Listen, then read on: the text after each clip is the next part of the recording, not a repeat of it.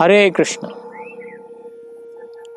4వ చరణంలో భగవంతుడు మళ్ళీ అభిధేయ సంబంధించి చెప్తూ ఈ హరినామ పద్ధతిని గురించి వర్ణించారు. దాంట్లో ముఖ్యంగా అహైతుకి భక్తి అంటే ఏ భౌతిక వాంఛ లేకుండా భక్తి ఎలా చేయాలి అనేది వర్ణించారు. దాంట్లో చైతన్య మహాప్రభు ముఖ్యంగా 4 విషయాల్ని వర్ణించారు. నా ధనం, అందరూ కూడా ఈ భౌతిక జగత్తులో ధనాపేక్షతోనే చేస్తారు. నా జనం, నేను పెద్ద కులంలో, పెద్ద ధనవంతుడి కుటుంబంలో, మేధావుడి కుటుంబంలో పుట్టాని మురిసిపోతుంటారు. అలాంటి గర్వం లేకుండా, నా సుందరి,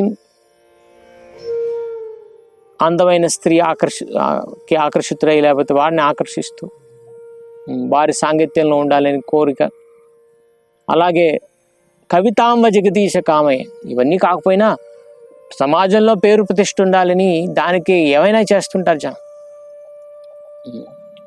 సో ఈ 4 వాంఛల్ని వదిలేసేయాలి. ఇవి 4 చెప్పాలంటే అతి ముఖ్యమైన భౌతిక కోరికలుగా చైతన్య మాకు గుర్తించి చెప్పడం జరిగింది. సో నా ధనం, నా జనం, నా సుందరీం, కవితాంబ జగదీశ కామయ్యే, ఇవేమీ వాంఛలు ఉండకూడదు. అప్పుడప్పుడు మాయవాదులు అంటే భగవంతుడి రూపం లేని అనేవాళ్ళు ఏమంటారంటే మనం ఆత్మ వెళ్ళి పరమాత్మలో అలా కలిసిపోతుంది అంటారు. ఎందుకు? కోరికలన్నీ పోయాయి కాబట్టి అని. కానీ ఇక్కడ చైతన్య మహాప్రభు కోరికలని చంపుకోమంటలేదు, భౌతిక కోరికల్ని త్యజించమంటున్నారు. అంటే ఆధ్యాత్మిక కోరికల్ని పెంచుకోవాలి. సో అందుకే ఆధ్యాత్మిక కోరిక ఏమై ఉండాలి? జన్మనేశ్వరే భవతాద్ భక్తి రహితుకి, జన్మాంతరాలు నీ భక్తిలోనే ఉండాలి అని అంటున్నారు. అంటే దీన్ని బట్టి చెప్పేది ఏమిటంటే ముక్తి వాంఛ కూడా లేదు, మోక్ష వాంఛ కూడా లేదు. జన్మ అంటే మళ్ళీ జన్మలు ఎత్తడం అంటే ముక్తి పొందలేదని.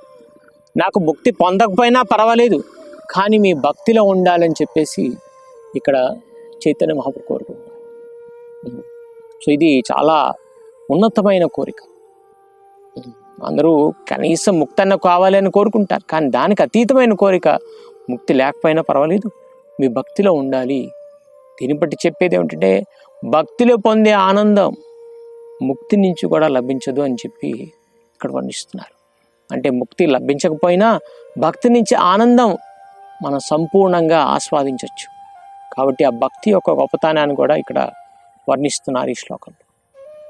ఈ విధంగా చేసినట్టయితే మనం ఏ భౌతిక వాంఛలు లేకుండా ఆధ్యాత్మిక కోరికల్ని కనుక పెంపొందించుకుంటుంటే అప్పుడు అహైతుకి భక్తి చేయగలుగుతాం. నా ధనం, నా జనం, నా సుందరీం, కవితాంబ జగదీశ కామయే, మమ జన్మనేశ్వరే భవతాద్ భక్తిర్ అహైతుకి త్వయి. అహైతుకి భక్తి చేయటం సాధ్యపడుతుంది. కాబట్టి ఈ 2 శ్లోకాలు 3, 4 చరణాల్లో మనం భక్తి పద్ధతి, అభిధేయ పద్ధతిని స్పష్టంగా వర్ణించారు. ముఖ్యంగా అప్రతిహత అహితుకి భక్తి ఎలా సాధ్యపడుతుంది అనేది ఇక్కడ చేర్చి చెప్పారు. ఇవి 2 కూడా మనం దృష్టిలో పెట్టుకోవాలి. నిరంతరం భక్తి చేస్తుండాలి, మరియు ఎలాంటి భౌతిక వాంఛలు లేకుండా చేయాలి. వాంఛలు ఉన్నా సరే వాటిని ఎలా తీసివేయాలో చూస్తుండాలి. అది వాస్తవంగా హరినామం చేయగా వస్తుంది. కాబట్టి ఈ 2 సూత్రాలు అప్రతిహత అహితుకి 2 మనం సాధించగలిగితే భక్తిలో మనం అతి త్వరగా ఉన్నతి చెంది మనం భక్తినిచ్చే అంతిమ మనకి లక్ష్యాల్ని, అంతిమ లాభాల్ని మనం ఆస్వాదించవచ్చు. హరే కృష్ణ.